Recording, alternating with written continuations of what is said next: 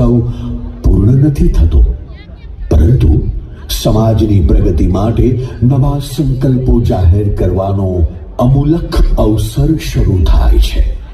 Sky is not the limit. પ્રગતિ માટે આકાશના સીમાડાઓ પણ ટૂંકા લાગે છે. ભારતને વિકાસશીલ રાષ્ટ્રમાંથી વિકસિત રાષ્ટ્ર બનાવવા વિઝન 2047 તૈયાર કરવામાં આવેલ છે. આપણે પણ પાટીદાર વિઝન 2047 તૈયાર કરીને દેશના વિકાસમાં ગ્રોથ એન્જિન બનવા સજ્જ થઈએ. ચંદ્રપરયાન ભલે ઈસરો દ્વારા પહોંચ્યું હોય, પરંતુ ચંદ્ર પર સૌ પ્રથમ ડેવલપમેન્ટ તો અમે જ કરીશું એવા નિર્ધાર માટે તૈયાર થઈશું. વિશ્વની યુનિવર્સિટીઓ સાથે જોડાણ કરીને ઇક્યુ અને એસક્યુ થી આગળ વધીને રોબોટિક એઆઈ કે ગૂગલ બ્રેઇનને વિદ્યાર્થીઓ માટે ઘર આંગણે સુલભ બનાવીશું. સમાજનું એક પણ ઘર ગ્રેજ્યુએશન કે તેનાથી વધારે આધુનિક શિક્ષણથી વંચિત ન રહે તે માટે કૃત નિશ્ચય કરીએ. આપણા દરેક કુટુંબની માથાદીઠ સરેરાશ આવક વિશ્વની સરેરાશ આવક સુધી પહોંચાડવાના પ્રયત્ન કરીએ. ઉદ્યોગ ધંધાના ક્ષેત્રમાં નવી તકો શોધીએ. એન્ટરપ્રેનોર્સને પ્રેરણા અને માર્ગદર્શન આપીએ. ઘરેલું પ્રોડક્શનને વૈશ્વિક બ્રાન્ડ બનાવવા કમર કસીએ. પ્રાકૃતિક ખેતી અપનાવીને ઝીરો બજેટ એગ્રીકલ્ચર સિસ્ટમ વિકસાવીએ.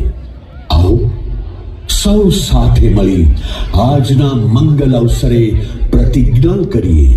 સશક્તિની સાધના. આ સૂત્ર હેઠળ અંદાજે ₹125 કરોડના ખર્ચે અમદાવાદ ગાંધીનગરમાં દીકરા દીકરીઓ માટે છાત્રાલયનું નિર્માણ થશે.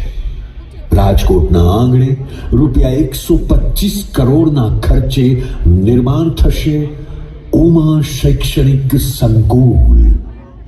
સમૃદ્ધિ યોજના 3માં અનુદાન દ્વારા ઉમા રત્ન યોજનામાં જોડાઈને હુંડીદાન કે કળશ યોજના દ્વારા યુવા પેઢીને 21મી સદીનું આધુનિક શિક્ષણ આપવા આવો એક અવાજે પડકાર કરીએ. વિદ્યા મંદિર નિર્માણમાં એક ઈંટ મારી પણ.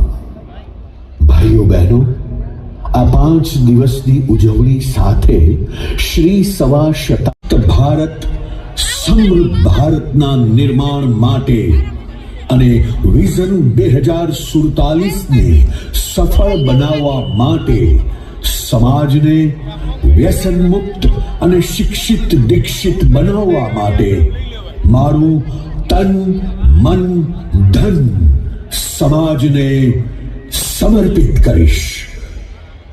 જય મા ઉમિયા.